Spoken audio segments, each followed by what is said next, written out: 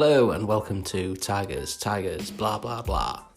The Hull City podcast, where with me, Luke Flanagan, and my co-host is Richard Walker. In the podcast, we talk about all things Hull City, as well as other football-related matters as well. So thank you for downloading, and we hope you enjoy.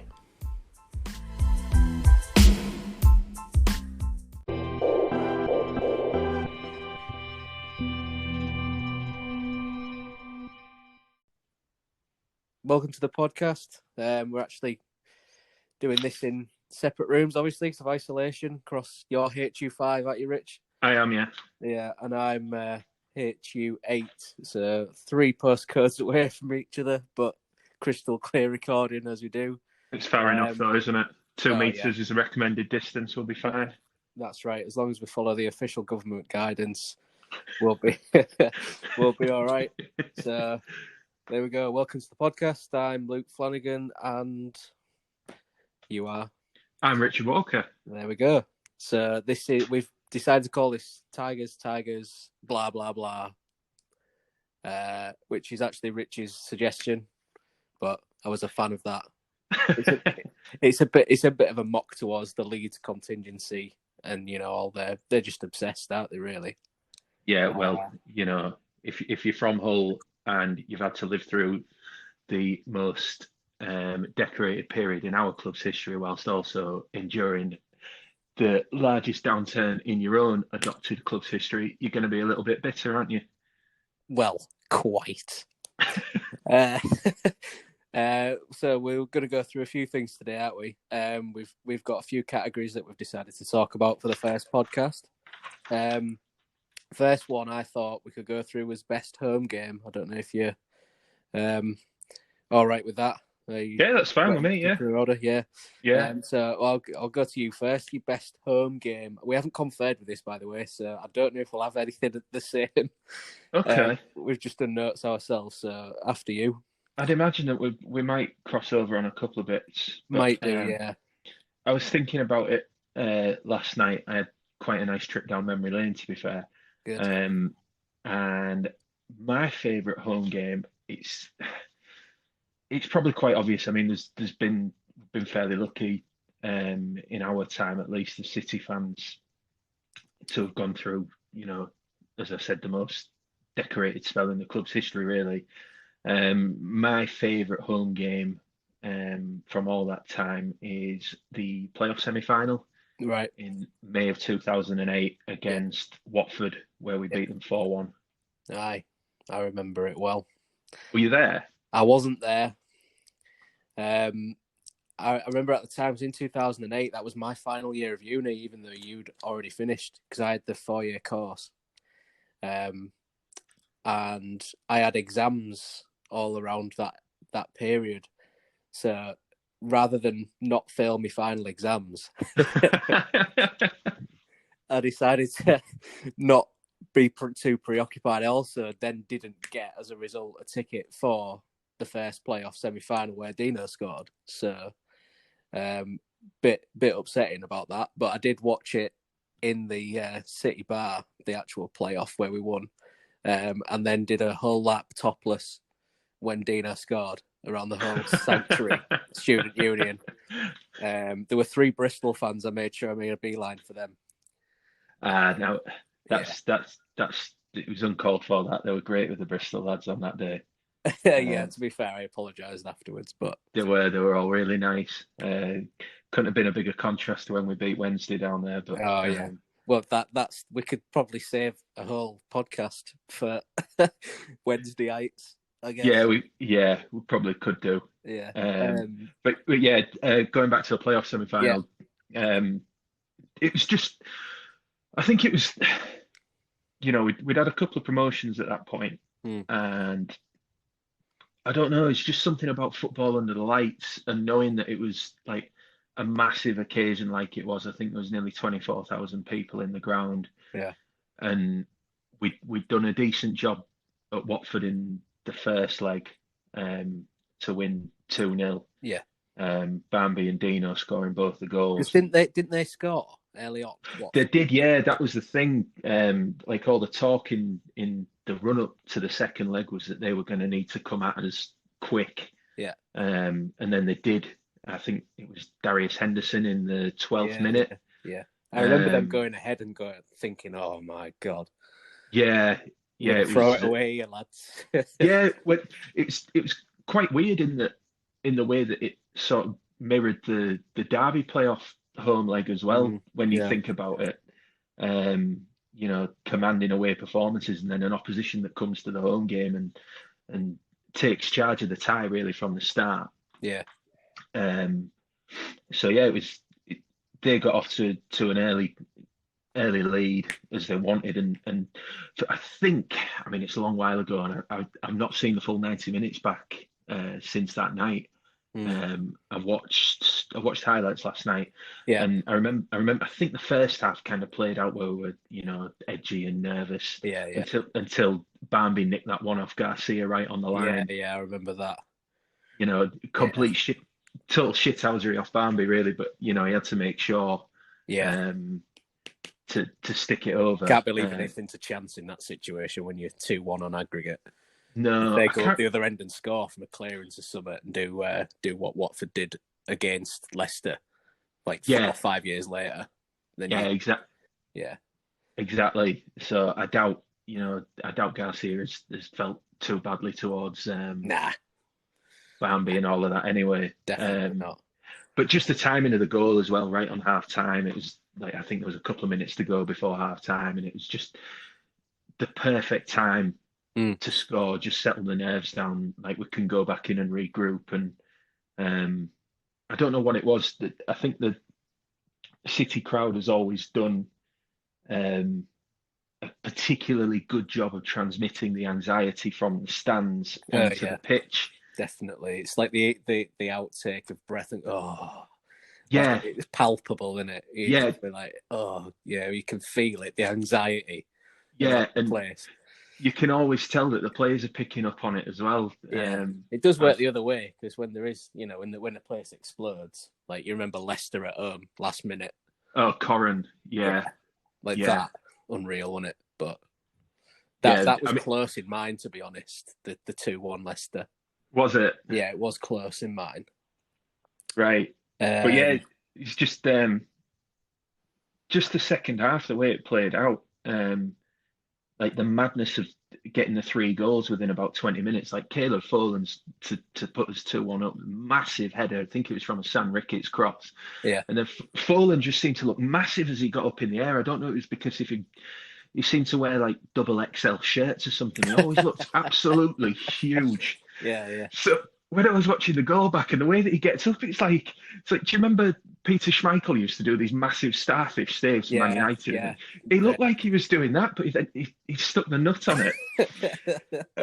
And then it's like, from there you're thinking, right, we're 4-1 up on aggregate. There's no way that we can't throw this away. You're thinking we're in uncharted waters for City, and the way that it just kind of kept getting better and better from there. Garcia's like mazy solo run through the middle of the pitch to score. Yeah. And then Nathan Doyle, who, if I remember right, had hardly figured at all in the season. He didn't play that often for City. I mean, no, well, yeah, you carry on, because I've mentioned something about Doyle later. All right. But I just remember him, like, over those 2 legs, he turned into, like, he looked like Rivaldo. He came on in midfield. He usually played like right back or centre back. I swear he did. Yeah, he did. Yeah. I think he was brought in as one of those that could play all over the place, but I think he primarily played. Yeah. But Brownie brought him on at Vicarage Road, and I'm sure he brought him on in midfield. And I can remember him pulling some tricks out, and I think he had a crack that he nearly scored from. And it's like, where the hell did this Nathan Doyle come from? Never had it in his locker. Well, he didn't. At least he never showed it. He might argue that he never had the opportunity to show it, but in these 2 games, it was crazy. His goal was massively deflected, but it was just like, still counts, doesn't it? Yeah, and it was just the way it kept everything building, like, towards, like, this was getting better and better and better, and the pitch invasions and stuff like that. And it was just one of those nights. It was absolute magic. I'm not sure that any of the subsequent big games in promotion seasons, like towards the business end of the season, have really captured that because Cardiff, the 2-2, we were waiting for the It's Watford game. result. Yeah. Yeah, yeah. I mean, they'll claim that they did that for us, but When would they want to do anything for us? I mean, well, yeah, exactly. And it's a 46 game season, so it didn't just boil down to that. I would say that probably beating Leeds at home that December might also have got us those points that got us up. But yeah, yeah. we can argue that point all we like. But Was yeah, Warnock there then still? Warnock was Warnock manager still then? what for Cardiff? Or No, for Leeds. I don't know. I don't keep up with them. I'm not asked about them. No. I just remember beating them 2-0 at home when he was there because it's what Yeah, the it might have been. the anagram of him is Colin Wanker, isn't it? Yeah. Yeah. And I remember everyone just shouting, screaming Colin from top of West Ham. What score, Colin? What score? And all the Leeds fans were just leaving in droves. They supposedly stay to the end wherever they go, and it was like, yeah, shit, not yeah. today, lads. Sorry, off you pop. Dave Myler and Corey Evans. Yeah, I love that. Yeah, it was a good one, that. Yeah. So what about you?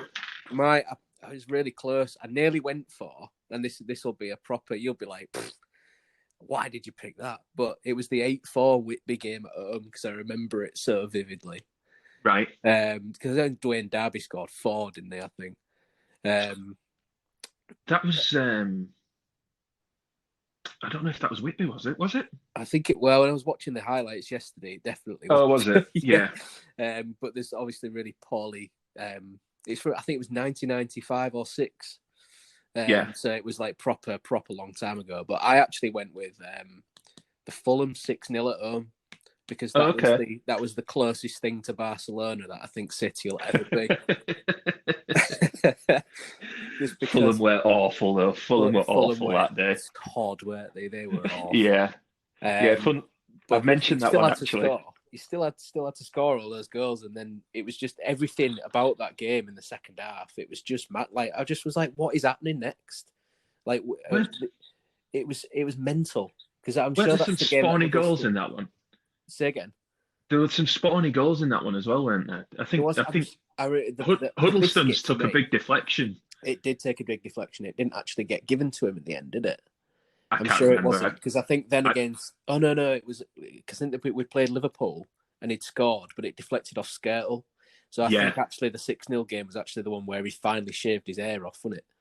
Yes, it was that one. Cut his hair, but he had a free kick from about 45 yards. That is one of the things I remember from that game. It was second half, and I swear it was 45 yards. And you remember that way that Huddleston used to just like side foot the ball, but get so much power on it. Yeah. Just the technique he had on his day he was unreal, wasn't he? I mean, I'm watching the goals now, and that second one from Robert Corrin is absolutely perfect. I don't know who it was picked the pass out for him, but it's just fantastic. The ball in behind the defenders was brilliant.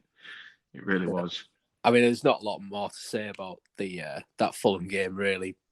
But the other thing was I took my mate that game. He was called Johnny Lee. I used to teach with him. And he was actually I think he was actually a Spurs fan, right. But he lives in York, so he's sort of fair weather, just wants to watch football. Never been to the KC Stadium, so I sorted him tickets out, came and met us, and then that was the first game he'd ever seen, and they win 6-0. I was like, you can come every week, mate, definitely. Get a season pass now. Get an half season pass. I don't know that. Looking at it, actually, I don't know that Huddlestone's did take a deflection. He's done really well. Like come out to him, control on the right, drags it across to his left, and then he just sort of drives it in. I don't know if I'm trying to remember the same. I might be thinking of the Liverpool game with the deflection. I think you are for the deflection because everyone went, we can cut his hair, and that was a celebration that Elmo did. But it was then credited to Skirtle OG, I think. Yeah, I think you're right. There's that Huddlestone free kick onto the bar. And then Fryer taps it in, doesn't it? Fryer, yeah, I'm sure. Because that effort from there was ludicrous. Like, what's he doing? When else would you have a go from there? Only against Fulham. I've always got a good record against Fulham. He used to really wind me up, did Huddleston, because I thought he should have had more of an impact on the score sheet than he used to. Yeah. But, I mean, this is one of those games where he looks unplayable. But yeah, I remember Fulham being particularly rancid that day. Yeah, But biggest top flight win in the club's history. It's definitely. So that was my has to be choice. up there. I'm Yeah, just it's a gonna good one. I'm gonna finish this one, and then we'll go into a little interlude, and then I'll ring you back with the next one. Okay. All right, 1 second.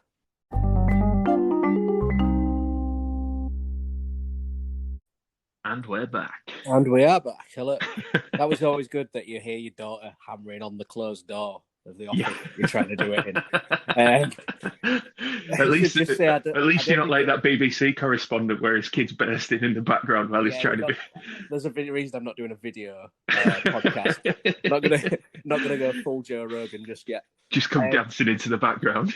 No, don't go full Joe Rogan. I don't think the world can handle first one. Never mind a second. No, definitely not. So we've got best home game. We had a bit of a chat about that, and I didn't know how long we're gonna do on each section, but obviously that was about 15 minutes, mate. To be fair, was it? That we just talked about that. So obviously this is enjoyable, but it maybe we don't do all our categories and we save some. Okay. For another time, but sure. I want to try and make sure it's easily editable and not like 5 hours of just us chatting, because otherwise I don't think people would be that interested. No, the next probably bit not. that I've got down is best away game. Yes.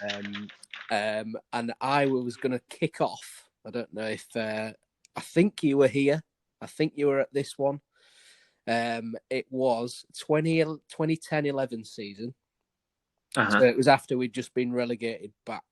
It's a second season in Premier, then we went down under Dowie, and then we got temporary football management consultant whilst Brownie on gardening leave. Still the most bizarre decision that I've ever seen.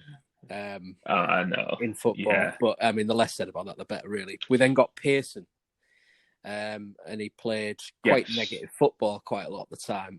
Although, ironically, that he then did really well to keep Leicester up a few seasons later. But a lot of things I don't like about Nigel Pearson. One of them I will always like about him. Go on, sorry. I have a lot of time. I have a lot of time for him. I think he did a very good job for us at a transitional period for the club. And I do actually agree with you on this game particularly, because he did his homework and he absolutely got it nailed 100% on. It was the Forest away game. They were flying high. They had 35 games at home undefeated, and we rocked up with 5,000 fans, loads of pyros, and won 1-0 with Fryatt scoring. Matty Fryatt with that beautiful finish into the bottom corner. Oh, mate, it was unreal. I want to say it was 2011. James Chester nicked the ball. We played 4-5-1 all game, and then out he stepped, saw the pass, just hit it in behind one of the midfielders, and because they were pushed up so high, they thought they were going to score. It start the second half, maybe about an hour, and then Fryatt had like 3 defenders on him. He was twisting, he's turning, and then he cuts back on the outside, and he hits the shot, and it just looks like it's never going to cross the line. It just dribbles, hits the post, goes in. I mean, you've seen those things on Twitter that's like, footy limbs, all of that. I mean, the away end there, the video does not do it justice, because I remember people falling down rows in seats and just rushing down, because I was one of them. Yeah, because I think they were on a great run at home as well, weren't they? Yeah, it was 35 games or something like that. Honestly, it was mad. And I only remember because after the final whistle, there was like somebody doing, I think it was like a BBC interview or local radio interview sort of thing. And they'd done a video one, and there was somebody with like a big piece of like a back of a newspaper. It said 35 games undefeated at home or something. And I just sort of popped in the video, flicking the V's, going, "Way, we are all," giving it all that. Contributed a lot to that discussion. Absolutely did. I have to say, I did go on Tiger Travel, so I'd had a few. Ah, well, you were acting appropriately then. I didn't drive, so me and a couple of the lads that we went with was actually from Inglemeyer. All right. Went with Al Atkinson. If you remember Al, and Alex Gill came with us, the old goalie for Inglemeyer. So But there were too many people for that row. I mean, honestly, we sold so many seats. Yeah, I remember. It was just City as far as you could see, and we were right near the corner. Sort of the left-hand corner, so the goal was to our right. But I've never seen so many people for an away game for City, and we weren't in the best of form.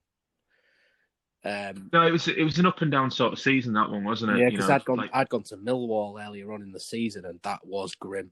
I remember seeing you there.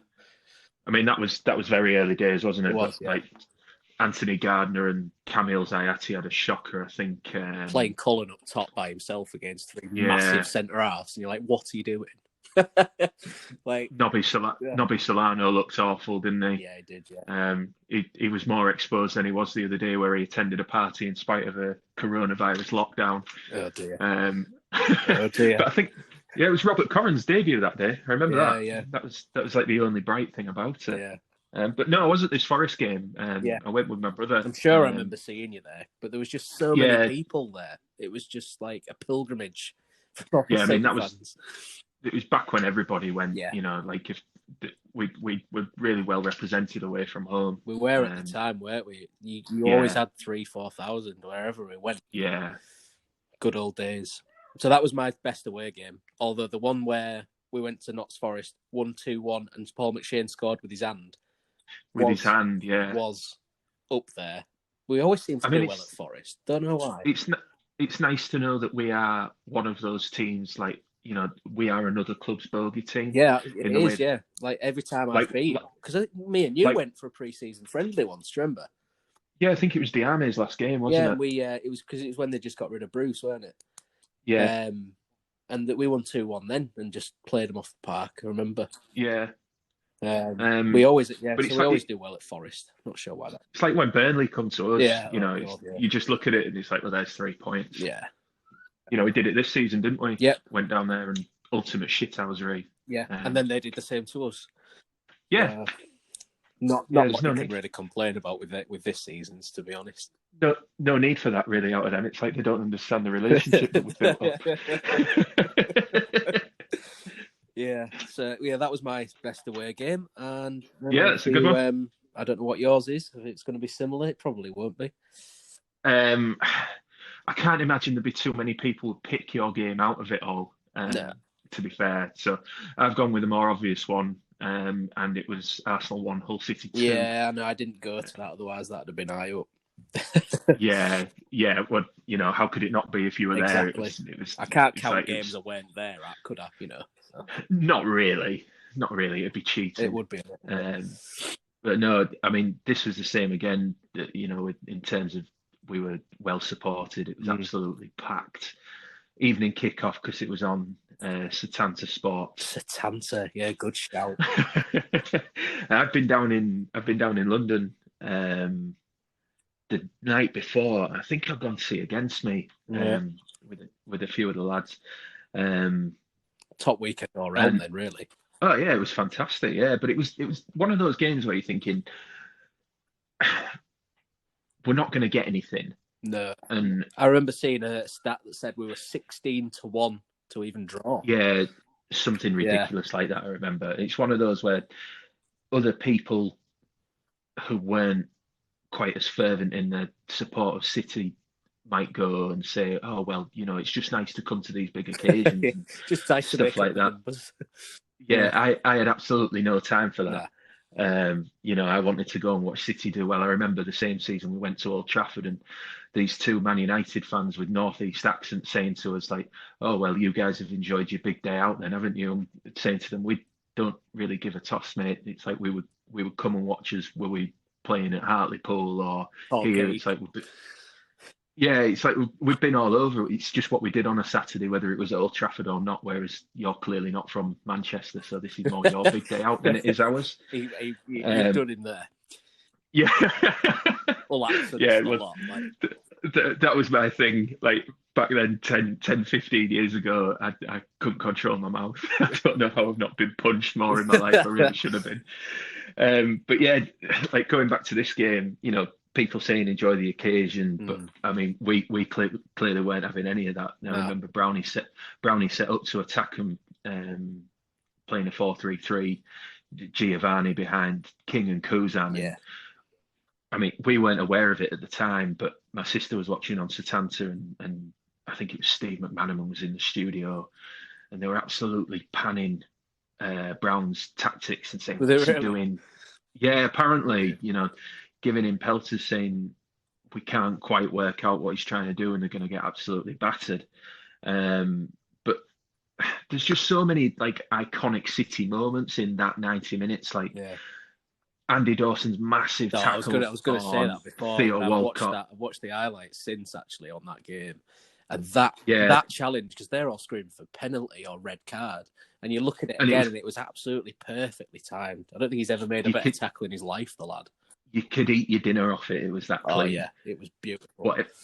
Yeah, it really was. And then like McShane scores the Oggy, sort of bundles it in, and you're thinking, oh God, floodgate. Here we go. Yeah. Because they were, you forget really in the way that you think about that game from then on is it's like it's a glorious City day, but you forget that Arsenal played some great football.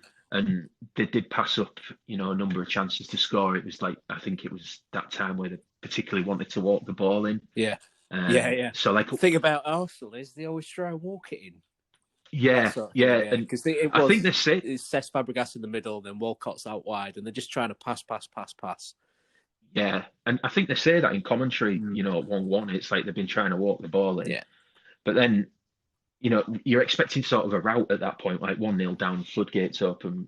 But then Giovanni just pops up with this absolute belter. It's one of the best goals I think I've ever seen in my life. Yeah, it's unbelievable. I mean, there's one camera angle, I think, from behind the goal where it's just like you can just see it in from the minute it leaves his foot. It's definition of top bins, that, wasn't it? Yeah, it really was. I mean, I hate that expression, but it really was. That and his free kick the next week at Spurs. Yeah. He was on a roll, wasn't he? Imagine if he'd carried up that goal scoring on, because he'd basically kept us up that season.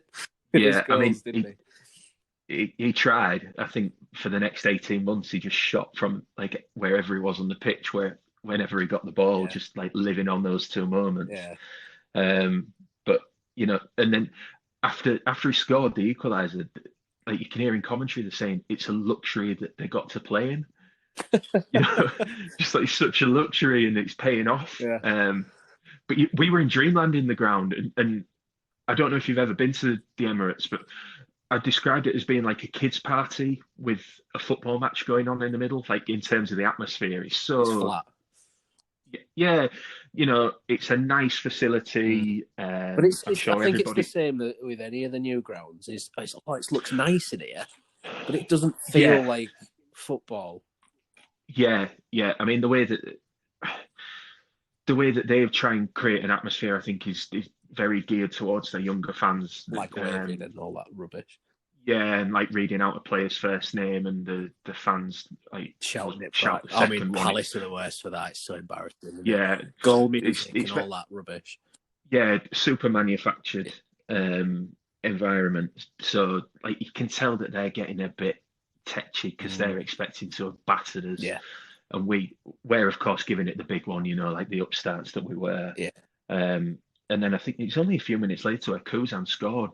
And again, in terms of the finish, it was brilliant. Like he couldn't have found another point of the net with the finish, and it just went in like just across his forehead. Perfect placement. He couldn't have done it any better if he tried it 100 times. It really was. It's obviously meant to be that, wasn't it? Yeah, and he was a player who I remember when we signed him from Rangers, people saying like you'll see him in the big games, but when it's the bread and butter games, the ones that you need to win against the lesser opposition, you probably won't see the same player. Right. And I think that, I think that was true. Yeah. I think that was true of him. But with just dreamland, Myhill made a huge save at the end, tipped it. I think it was onto the bar or over the bar from Fabregas, and and then at full time, it's just like, what have we just witnessed? The entire away end was sort of stunned, and everybody was reluctant to leave the ground. And at the opposite end, I remember seeing a video. It's my mate, Mike Asana, used to teach with. He was there, and there's a video that it comes up, on Time Hop every year on Facebook.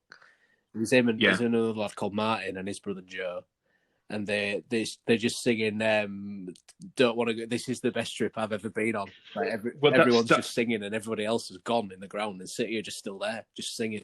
Yeah, that's what it was. Nobody wanted to leave, and then they started to.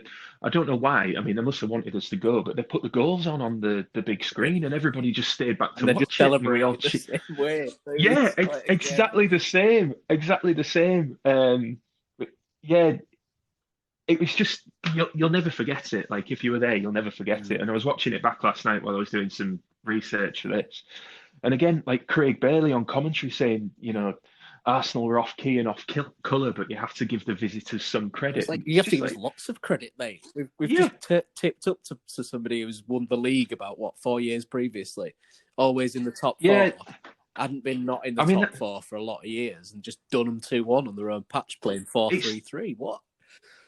Everything that was detestable about being in the Premier League was that, and understandably, we're not like a massively well-supported team nationally, and we've been in the wilderness for a lot of years. But then, like, give us some bloody credit. Piss off. That's right.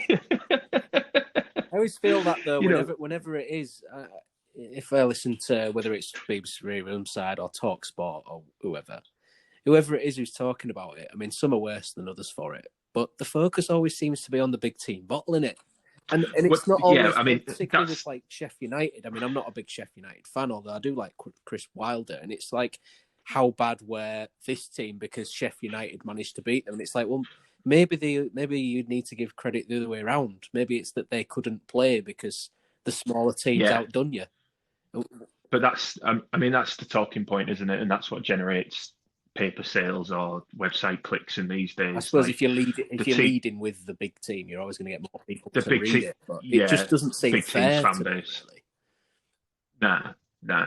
But I mean, that's the frustrating thing about being a fan of a smaller club is you probably don't get the credit you deserve on your bigger days. But I think if like for that day, if you were a City fan, you knew going into it that we weren't ever going to sort of play them off the park, as it were. But we won the game in the only way that we could. It was smash and grab and rode the storm. Because effectively, although he did play 4-3-3 in that game, it was 4-5-1, wasn't it? Because you just didn't Kuzan just stay up top for a lot of it? Yeah, and then they just tried to, when we did have the ball, they just tried to make the most of it the way that as best they could. But it had to be a big defensive performance against the Arsenal side. You have to have two banks of, it was a bank of 4, bank of 5. And just try and sit as deep as you can and just invite them to try and pass through a load of 10 men, and they couldn't do it.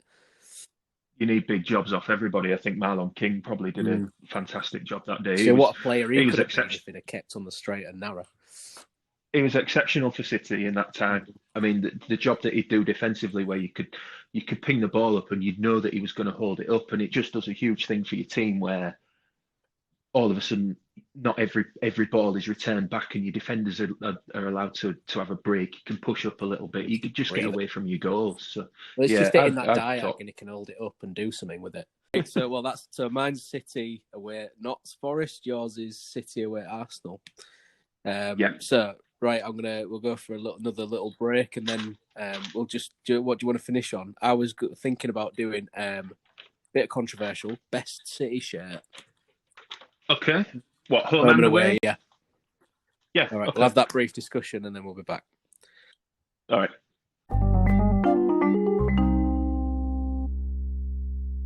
Back with the next thing. So I know we've done lots of research for this, obviously, because we wanted to be prepared the first time we do it. And we've done so much research and so many memories have come up that we've actually only got through 2 different things, and we've been talking over half an hour already, so we're near to the end of the first lot of the episodes, but we're going to finish with the best City shirt, both home and away. So if you go with yours, home shirt first. I have done my research on this because, as you know, I am a bit of a kit geek. Yeah. I am the type. Nothing wrong with that. Nothing wrong with that, mate. It's all right. We're all friends here. I mean, there's something wrong probably with the way that I used to turn up for training at Sunday League. Like every shirt had to match with my shorts and stuff like that. Not wrong with that either. Not wrong with that. Like to look smart. You cannot have a home and then away and different colours and different Nah. teams. It just looks absolutely amateur, doesn't it? Couldn't be turning up in a City home shirt with red shorts on or something like that. Dear me. You know, that's the It's not even the alternative kit shorts. I mean, no, not it's at all. It's not quite as bad as being a full kit wanker, but you know, it's on you want the colours to match at least. Yeah, and that's what I'd do. I'd never go full kit, but I'd match the colours. So yeah, I've got like an extensive collection of replica shirts. I can't get into the match worn stuff because it's too expensive, and you know. Yeah. I understand completely. You've got guitars to think about. Yeah, I've got too many hobbies, so if I got into that one, I would be in trouble. But yeah, I got all my shirts out last night, and I think probably a lot of City fans would agree that Umbro have done our best kits ever for me. If we carried on from here to the end of the world, whether that's in 3 months' time, seems fairly likely. Yeah, it could be. If we wore Umbro strips for, you know, from now on, I would be quite happy with that because I don't think they've made a bad one for us. So I'm picking from one of the Umbro shirts. Yeah. Interesting that because for my away one, mine's Umbro. Is it? Yeah. But your home one's not? Okay. My home one's not. Right. So yeah, it was a difficult decision because I like all of them. And I like ones that are different. I know when we've like when we had the Flamingo Land one in 15-16, I know that people complained that it looked like a wolf shirt, but I liked that. I liked that it was different, and I liked the pinstripe one in 2009-10. Yeah, I like that one. Yeah, it's smart, retro in the right ways. But I think it came down to two for me. It's 2014-15, which was the strip we wore in our second Premier League season under Steve Bruce. Yeah, nice. Just nice classic design, clean. First year back with Umbro as well after some really disappointing template kit years with Adidas, Yeah, it was. You could just buy the same shirt off a wholesale website without the sponsor, couldn't you? I think our Sunday League kit for a long time was City's home shirt, just in a different colour, wasn't it? Yeah, it was. Yeah, the black across the top. We just had the green and white version, didn't we? Yeah. The blue one that we had for Inglemeyer was. That was. The away one. Yeah. But yeah, it was 2014-15 or 2008-9, which I think ties into my Arsenal game as the best away game. It's like there's a lot of great memories in that shirt. And I chose 2008-9 nice as the winner because it has those positive memories associated with it. Like it was the strip that we wore at Tottenham, the strip that we wore at Arsenal, the strip that we wore when we beat Fulham in our first home game, and how good we looked coming out on Match of the Day that night. And great contrast with our black and amber stripes and Fulham's white home strip. I remember we got it was the horrible grey strip, which I wasn't really a fan of that grey strip. That was where we went to Fulham and beat them with Manucho scoring. That was the double we did that season, wasn't it? I tell you, that away game that was a contender for best away game. I bet it was. Yeah, I know you went to that, but I mean, I was started teaching at the time, so I was not for me on a Tuesday night in London. Well, we were mad back then. We used to go everywhere, going down to Plymouth twice in a month and stuff like that. But yeah, not to get into that. That's probably a story for another time. Definitely. But yeah, that 2008-9 one, like I say, had the positive memories. I think its sponsor, although the kit manufacturer can't do anything about who the sponsor is, the fact it was Karoo and it was like a simple white wording across the shirt rather than I forget what betting company we had in 14-15.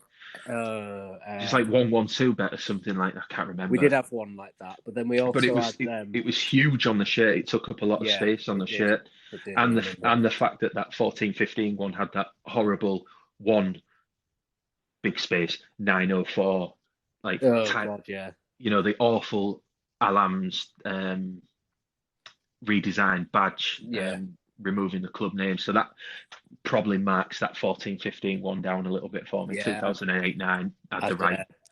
I'd go with you with that. To Yeah. be honest, yeah, that's good. Mine, I was a bit of torn really because I actually went back to Boothry Park days, Okay. and I remember because it was my dad who first took me to City. Same. Yeah. First game was Bournemouth at home, 1-1. Uh-huh. What And year? 1993-94 season. Nice. Same season, I think. That was 94, I think, because it was towards the end of the season. I think it might have been the last game of the season that he took me to. And then we started going the seasons after, so 94, 95. But the kit was the tiger print one. Not the second, the one that was the proper tiger print one. not the leopard right. print. The proper tiger print. I think the shirt is it Polida? The shirt, Palada, yeah. I'd gone for that just because it annoys so many people, that shirt, because they all say it's horrific.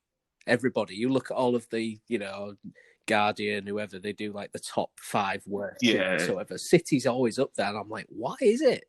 It's always rolled out. The actual tiger print ones, not the leopard print one, as I say, because that was 94, 95, I think. Well, that was my first game, was 94, 95, the Oxford game at home in December where Fetish scored. Yeah, he went up front, didn't he? Yeah, came on as a sub. So yeah, I've always had a bit of a thing, weirdly, for the leopard strip. I like the one the season before, which was It's, I mean, classically speaking, if you want to get into it, that is the nicer kit. Yes, but, yeah. So that's my favorite. No, it's a good choice. So what do you think of this year's then? That kind of pays. Yeah, I do like this year's because it's just that little bit on the shoulder, isn't it? Yeah, just at the top. Yeah, so it does look a smart kit this year's. I do like it. It's not as naff as it would have been if they'd done an all over. No, I think you could get away with it these days, but it's so 90s, isn't it? I mean, how many good shirts are there from the 90s, particularly goalkeepers' shirts, look like artist accidents. like a tube of refreshers or something like that. Even the England kit, the 96, Euro 96, Dave Seaman's shirt. Dave Seaman's awful one that he wore for the semi-final. Oh, wow. Some of those are just unreal, aren't they? Yeah. But yeah, so that's mine. And then for my away shirt, I've gone Umbro. And it was the 09-10 season. It was the blue one. Oh, really? Yeah, I love that shirt. And I can't find mine anywhere. It's really annoyed me because I have that. I've got one. Have you? I've got a spare one. Oh, brilliant. I'm going to have to buy that off you. Yeah, you can have it. So that shirt is my favourite away shirt. Don't ask me why. I don't know. I just love that blue colour. It's like a sky blue, isn't it? It's not dark. And it's not proper light blue. Like there was a good one, like a third strip we had, which was light blue, which Adidas did. Yeah, I think it's 2012, 2011, 12 maybe. Diodora did one as well in that. They did actually. That was like centenary season. 09 maybe. No, so 2004, 5. 2004, 5, yeah. And then it was the third strip the following year because Parkinson was superstitious about it or something like that. Yeah, that's right. So that's the blue one. And I don't think the other thing is about that shirt. You might have to prove me wrong with this. Don't think we ever won in it. I remember us drawing at Bolton. It was Wigan. We drew at the final game of the season. We're already down, and we were 2-1 up. No, well, we definitely drew at Bolton. In that one, but I don't think we won in it. Don't think we won. No, I think you might be right. Which player do you associate with that shirt? Weirdly enough, Jimmy Bullard. Do you? Yeah. He's gonna come up when we talk about most hated players. Really? Yeah. I actually have a bit of a soft spot for Bullard. I don't even know why, because he was such a waste of space for us in many ways. But I actually do like Jimmy Bullard, so it'd be interesting to have that conversation. I know you, are you? Yeah, it's him I associate with it, and then Tom Kearney, weirdly. Oh, really? Well, he's another one that comes up in that same conversation. Yeah, well, I'm not a big fan as Tom Kearney as I used to be. I did used to like him when he played for City, but it's gone down in my estimation since. But those are the two that I kind of think of. Also, Stephen Hunt comes into my head. Yes, well, that's who I was thinking of because he scored that night at Bolton. I think he got 2. I loved Stephen Hunt. I did we as well. should have had him. I did. More time than we did. Yeah, definitely. What was your to finish then? Your away kit choices? Again, another Umbro one. He's the clear head and shoulders for me. 2007-8 white away strip. Yeah, it's nice that one.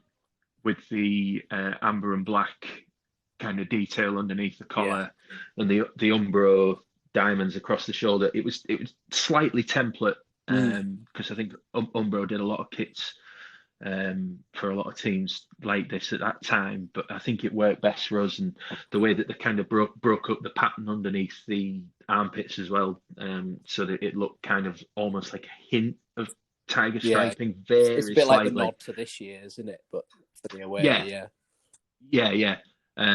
So it's that one, and I think the game that kind of you remember with that one is the playoff semi-final first leg. We're all in white at Vicarage Road and in the sun, early kickoff. Ashby and Barnby Dino and Barnby, scoring the goals, and Ashby getting John Eustace sent off with some fantastic shithousery. Yeah.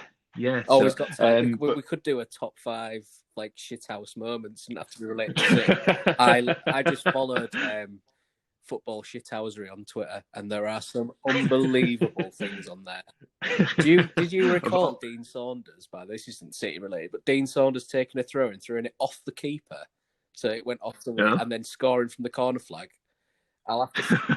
It's unreal because the goalie was trying to like be smart and let it go out, and he kind of played it against him, and then the goalie thought, "Oh shit, best run back." And Dean Saunders threw it off his back and then just side-footed it in from the corner of the area. It was unreal. There was a good Dean Henderson one as well, where he's just like the goals, like the ball's gone, like I would say, probably past Rose Ed, and then he's pretended to dive like it's going in the top corner and then rolled. There's some great stuff on there you need to check out. That'll be some more research, I think. Top 5. I think if I could just sneak in slightly, a second choice for best away shirt. Sneaky, it's the lad. Yeah, it was the Super League kind of like maroonish red. Oh yeah, away strip. I think it was a 95, 96. Well, was it IBC on it? Yeah, it's the Renford Reject shirt, wasn't it? It was always on there. That is my second favourite home or away strip, and I think if Umbro were to carry on kind of like riffing on classic retros, that would be the one because we've never repeated it since. No, that'd be a good shout, to be fair. It's like Roma's got one of the nicest kits in Serie A, and City's version of that kit was also really, really nice. So that would be second, and one that I would like to see kind of, reprised for a future share. Definitely. Right, I think out of time for now. I think we'll have to make this a more regular thing, obviously. Lots to talk about. Always lots to talk about. Keeping you entertained in lockdown, and like a point to things rather than just sitting around needlessly watching Netflix and things like that. So always good to chat about City. I'm sure we'll do another one very soon. So be in touch, and goodbye, I guess. Keep it locked down. Keep it locked down. The best advice is save till last. Keep it locked down. Thank you for listening. Only with tigers, blah, blah, blah. Tigers, blah, blah, blah. Thanks for listening. See you soon.